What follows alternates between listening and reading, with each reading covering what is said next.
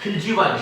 आज की वीडियो में हम खिलजी वंश के विषय में देखेंगे और खिलजी वंश का जो दिल्ली सल्तनत पर शासन काल था 1290 से 1320 तक।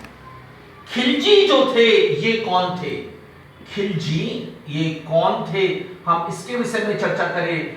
खिलजी मूलतः ये तुर्क के रहने वाले थे, मूलतः तुर्क के रहने वाले थे, लेकिन काफी समय से अफगानिस्तान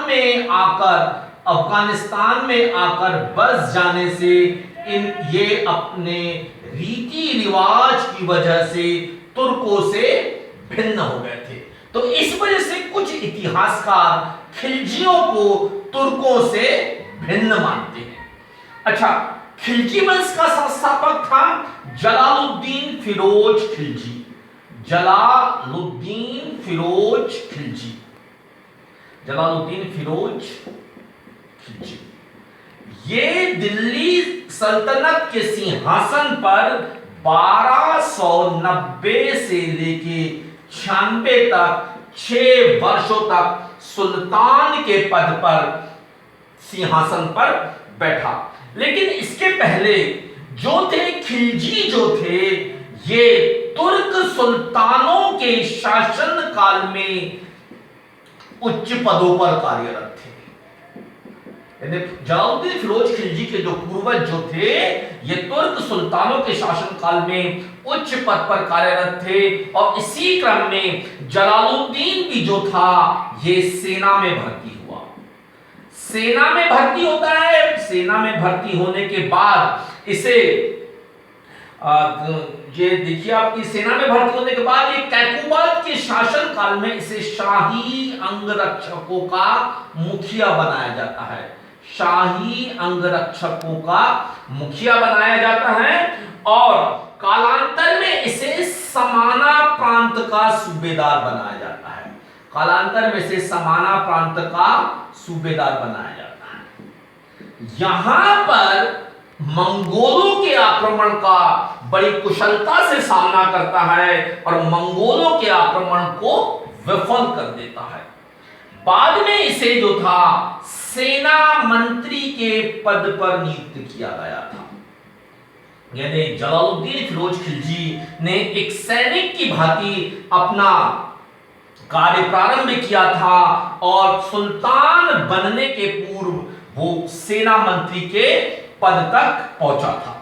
अच्छा, 1290 में यहां पे देखिए 1290 में गुलाम वंश के शासक कैकुबाद को अपदस्थ करके जलालुद्दीन जो है ये दिल्ली सल्तनत के सिंहासन पर बैठता है। अच्छा, ये जो था 70 वर्ष की आयु में बैठने वाला सबसे उम्र दराज सुल्तान था। यदि हम इसके बारे में देखेंगे तो ये जो था सबसे कहना चाहिए कि इसको 70 वर्ष की आयु में, 70 वर्ष की आयु में यानी सबसे उम्र दराज सुल्तान जो था ये जलालुद्दीन खिलजी था। अच्छा, ये जो था अपनी उदारता के लिए विख्यात था। जलालुद्दीन फिरोज खिलजी अपनी उदारता के लिए इस वजह से विख्यात था कि इसके विरुद्ध जो भी विद्रोह होते थे उन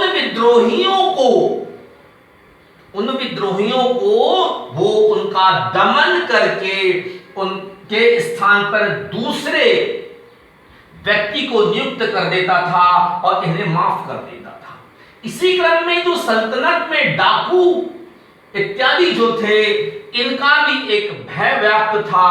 इन डाकुओं को भी समझाइश देकर दूर प्रदेश में छोड़ दिया जाता था और इस उदारता की वजह से जलालुद्दीन फिरोज खिलजी को सल्तनत काल का सबसे उदार सुल्तान के रूप में जाना जाता है।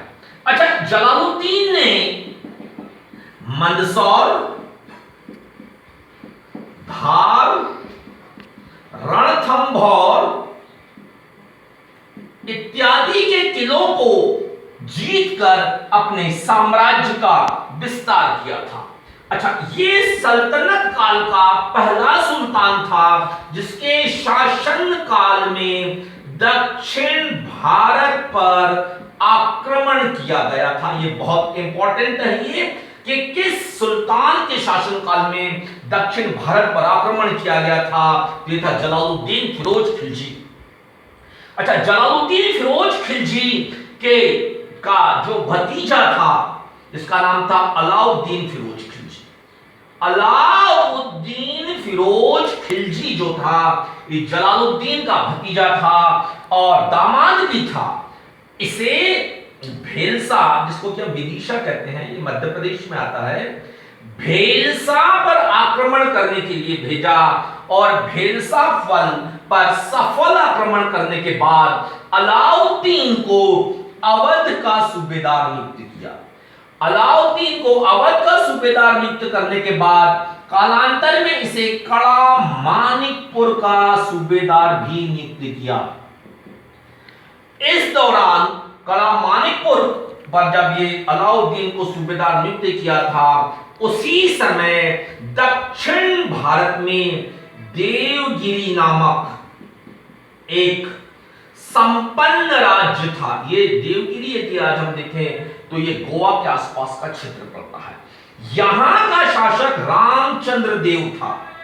अलाउद्दीन ने सुल्तान को सूचित किए बिना देवगिरी पर आक्रमण किया और यहां के शासक रामचंद्र देव को पराजित कर अपार धन संपदा लूट कर आया। इस अपार धन संपदा को सुल्तान जलालुद्दीन फिरोज खिलजी को भेंट करने के लिए कड़ा मानिकपुर बुलाया और वहां पर षड्यंत्र रचकर इनकी हत्या कर दी और स्वयं को सुल्तान घोषित कर दिया 1296 में। दिल्ली सल्तनत में यहाँ पे जलालुद्दीन फिरोज खिलजी का शासन यहाँ 1296 में समाप्त हो जाता है। इसके बाद अगले वीडियो में हम अलाउद्दीन खिलजी के विषय में देखेंगे।